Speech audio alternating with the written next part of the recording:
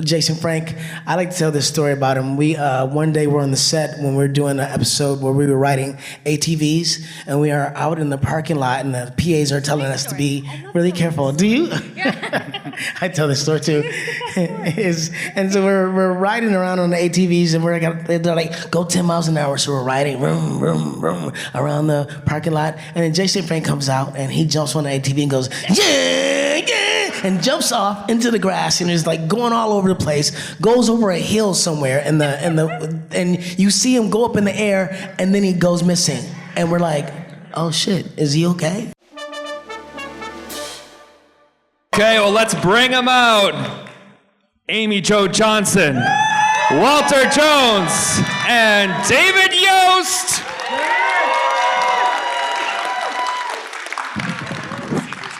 Hello. How is everybody? Yeah? Is this your little pop-up book? Yeah, it's a little prep I did before here. Yeah. They captured the likeness as well. They got the color of your pants right, I guess, the pink. Yeah. I guess. Otherwise, looks nothing like you. Well, so cool that we're all here together, and I know we've been busy doing our own thing. So before we jump into, I know there's a ton of fans here. There's a lot of questions. We do have 2 audience mics. So if you have any burning Power Ranger questions or any questions at all, you can get lined up at those microphones. But before we really dive in, I think there'll be a lot of Power Ranger questions. Let's talk about what else we're doing. What's going on? What's new? There's a lot of things happening. Everyone's got projects, exciting things, or raising families, or going on trips. What did you do last weekend, David? What's going on? David's been busy. Way to jump right to me. Thank you. Appreciate that. No, I have developed and been writing a series now for about almost 3 years called Commentary. It's about a former investigative journalist, famous investigative journalist, that loses his job and has to rebuild his life by becoming a professor at a university. And he, along with 2 of his students, are pushed, I guess I'll say, into the role of having to save humanity from an alien takeover. So it's a sci-fi series, and I just last week filmed what we call a proof of concept, but also shot as a short film. So now it's in the editing stages, and hopefully within a couple months I'll be able to release that, and you guys will hopefully support me in that, right? Please. I would greatly appreciate it. So, and you can find out about it if you want at www.common-terry.com. And I'll leave it at that. Oh, besides the fact that, didn't you just write a short in a comic book? I also wrote, God, Amy Jo, she's so nice. I also, if you guys haven't seen it, what's it called? Beyond the Morphin Grid? Across the Morphin Grid. I, along with Walter, I'll let him talk about his, but I did write another short story, comic book story, called Billy's Metamorphosis. And you can read that. It's so good. It's a little spiritual journey that Billy has to go on to develop his confidence and trust in himself, as opposed to trusting in his mind so much because he's such an intellectual. So you can read that. It's out now by Boom Studios. So there's that. Anything else you want to plug me for? I'm getting married. No, I'm just kidding. Again? Oh my gosh. What's up, guys? How you doing? All right. I'm having such a great time out here in Niagara Falls. Haven't been here like 9 years, but happy to be back. And yeah, I got a few things happening. Got a film coming out this summer called War Dogs. It's an action movie, run and gun. So I hope you enjoy that. I think it's going to be on BET. And I just shot a music video for my song last week. So my song Dance, how have you guys heard Dance before? Okay, if you haven't heard it, check it out on Spotify or Apple Music. It's not under Walter Jones, it's under Trey Emanuel. So I did my music under a different name, Trey Emanuel, because my dad's name was Walter Emanuel Jones. My name is Walter Emanuel Jones. My son's name is Honor Emanuel Jones. 3 Emanuels, Trey Emanuel. So look it up and check it out. And the video will drop next week. So if you are not on my social media. Check it out and, get more details. And I also wrote with David in the comic book Across the Morphin Grid, right? Across the Morphin Grid. Power Rangers Across the Morphin Grid. I did a story, a 10-page story called An Apple a Day. And so it's kind of a day in the life of Zack. And I take some of the story from my personal life lessons, and so it's pretty cool. Outside of that, other than that, I'm just I got a bunch more shows coming up throughout the year. So if hopefully I'll see you at one of those as well. All right. Okay, Amy, what have you been busy with? What's going on? I feel like you've got a few things as well. Yeah, a few things. Few? Right now, I just kind of like sit in my house and write. That's what my focus has been. Last year, me and my boyfriend, Matt Hodson, who's somewhere floating around, wrote The Return, Mighty Morphin Power Rangers, The Return, which is a 4-issue series about basically what if the original Rangers had stayed together, where would they be now? And there's all these new characters and stuff. It's super fun, but that's through Boom Studios as well. I have a bunch at my table, if anybody wants to buy one. And How about your EP? oh yeah, and I had an EP come out last year, 3 songs, called Still Here is the name of the whole EP. And you can find it on Spotify and stuff. And my website, amyjojohnson.com, has all my music on there, and you guys can check it out. And right now I've just been really trying to get 3 movies off the ground, and it takes forever. And it's driving me crazy. But one's a thriller, one's a romance, and then another one is a thriller. Anyway, whatever. We'll see when that happens. But anyway, that's what I'm going for. Wow. That's what I'm trying to do. You guys are all, give it up. You guys are all very busy people in their 30s. I got you, Thanks, guys. thanks, Tara. I got you. Thanks, Tara. I got your back. Okay, well, we have, again, the audience mics. If anyone has any questions for David, Walter, or Amy, please let's line up and let's get to some audience questions. Let's do it, because we only have about 5 minutes left now. Yeah, they're short panels this time. What do we got left? Yeah, this is it. Last question. No, I'm just kidding. Go ahead. Amy, I really loved your movie Perfect Body. That was amazing. Walter, when your character was given a cousin, Curtis, and then the other character of Richie were introduced, was there more supposed to be done with those two? Because they just seemed to disappear. I really have no idea. They were there and then they weren't. Well, actually, maybe, I don't know. It was the second season. The first season they came around, right? They're in the second season. So second season, and then we left the show soon after. So I don't know if us leaving dissolved their characters or what. Probably. Okay. David, were you supposed to be the Phantom Ranger? A lot of people have said yes. A lot of people have said no. What's that? What do you mean? Was Billy supposed to be the Phantom Ranger? They never did tell us who the Phantom Ranger was. What makes you think Billy's not? Okay. Oh, what is the Phantom Ranger? All right. I don't know. Okay. Yes, I'm wearing a mask, sorry. Okay, we'll jump to the other microphone for now. Let's go back to you over there. Go ahead. Favorite Power Ranger villain? Oh, for all of us? Yeah. Spoiler alert, but Selena Repulsa. If you haven't read the comic book, you should. I would say Lord Zed.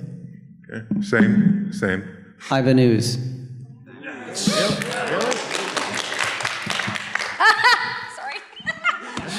Tanner just said something in my ear. Something off mic there. Okay.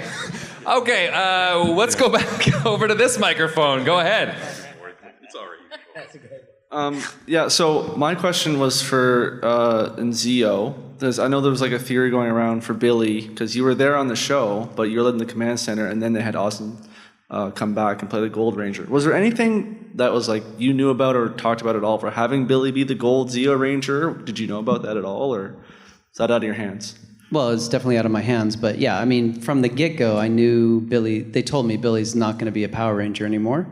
So they teased, though, quite a bit, like Billy was going to be the Gold Ranger, but it ended up being first Trey of Triforia and then Austin. So Billy was never meant to be the Gold Ranger. Thus, maybe why people think he's the Phantom Ranger. Thank you. All right, thank you. All right, back over to that mic. Go ahead. Can you hear me now? Gotcha. Can you hear me now? Yeah. Yes, each one of you have done projects, and I've watched all of them. That sounds creepy, I'm sorry. But, no, really, it sounds creepy. Anyway, the more you say that, it gets creepier, actually. Okay. It's kind of creepy. Okay. Okay, rewind. I shouldn't have said that. Forget I said that part. You've all three done personal projects. I've seen them. Music. You direct music video, direct movies and such, produce and so on. Are you proud of Power Rangers being your big break?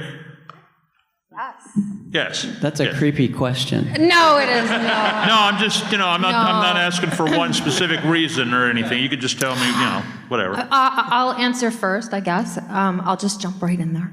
But I think Power Rangers, for me, is the first job I ever had, and then the job with the most longevity that I've ever had. Like, the impact that character that I was super blessed to be able to play, like, impacted so many people in so many different ways. And doing these conventions in the last, I guess 10 years for me, and hearing stories is just like, it's like the coolest gift. Because that wasn't my intention getting that job. That was just trying to get my first gig as an actress.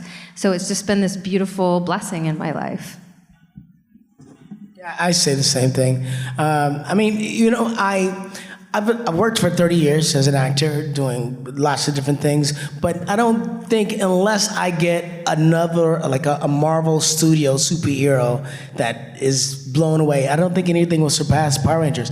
I mean, one, it has to linger for 32 years, which is what we've done so far, and in 40 countries. So that's kind of a lot. It's big shoes to fill, you know what I'm saying? So I am grateful that Power Rangers is something that I'm associated with because it's always been positive. It's always been a light in the eyes of many kids and now 3 generations of people. So I think it's amazing. Yeah, it's the same thing for all of us. It's a huge blessing. It's a huge honor. It's extremely humbling. There's no way that we could have predicted how the show was going to go when we first got on it. I don't even think we knew what we were filming when we filmed the original pilot. Dino Rangers, which was really Phantoms in the beginning. Phantoms. So it's been a crazy journey for all of us, but I know that we're all extremely blessed and so grateful for all of you guys, because without you, we certainly would not be the people that we are. So thank you. Thank to you. all of you. And just a huge blessing. Great question. Not a creepy question at all. Thank you so much. Thank you. Thank you. All right, over to the other microphone. Go ahead. Hi, Amy Jo. Oh my God, that was loud. Oh, hello. Hey, so I actually wanted to ask if you could talk a little bit about your evolution past your role in Mighty Morphin Power Rangers, because you've acted in a few different movies. You were in Felicity. You've done singing, and and how that evolved into becoming a director. Like, was that always the plan, or if you could just speak to that? No, it wasn't the plan. I think deep down inside, I always sort of wanted to write and direct, but never gave myself permission. To me, as stupid as it sounds, I think back in the day, I just thought it was like a man's job. I know that sounds really terrible now, but I think I didn't give myself permission. And it was actually when I did Flashpoint, I had written a script because I really wanted to write and direct. And I wanted to write, and I sent it to John Hamm, actually, because I had done The Division with him, and said, do you want to direct this? Because I knew he started directing. And he wrote back, and he's like, no, you direct it. And I was like, and it was weird, because it was like, I needed a man to give me permission to suddenly go, oh, yes, this is what I want to do. So then as soon as Flashpoint ended, I did an Indiegogo and had so much support from so many people, and I did my first short film, and I went, oh my God, what have I been doing for the last 20 years? So I completely have taken off the acting hat, and that's all I do now is write to direct. and I love it so much. I don't know if I answered your question in any way. You did. Yeah. Like one follow-up question. Do you feel like it unleashed like a different side of like the creativity of you is like than you did when you were acting? I was always a very insecure actress.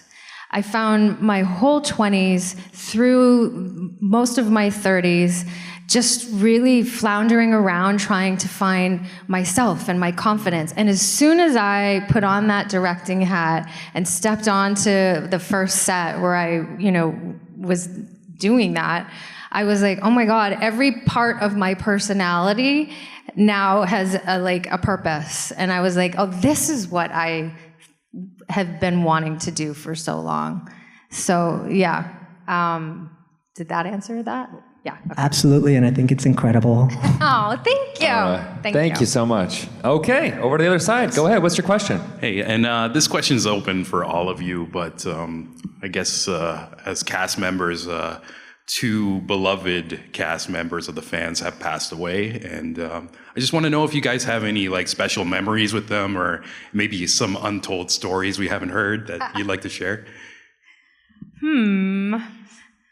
Untold stories. I don't think I can share those ones. I have one quick story about Twee. I've shared it a couple times, but she was spending the night at my house the night of that earthquake, the giant earthquake.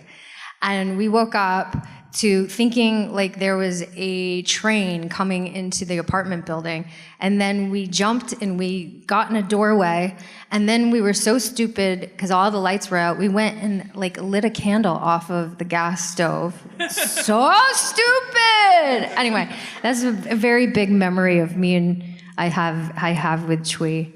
She was awesome. And then for me, Jason, oh my God, there's just so many. He was a real practical joker. I don't know, miss that guy. It's just, life is hard sometimes, huh? I'll go. Twee, after she did the movie The Crow, she had a party at her house, and I went there, and I was so proud of her for doing the movie, and it was like the next thing after Power Rangers for her. I just remember hanging out with her, and after the party was over, we just kind of sat around and like looked at each other like, man, that's awesome, you did that. That was so cool. I was so excited for her, and she was just an amazing person, beautiful personality, had the laugh that would make your heart melt, and she was awesome.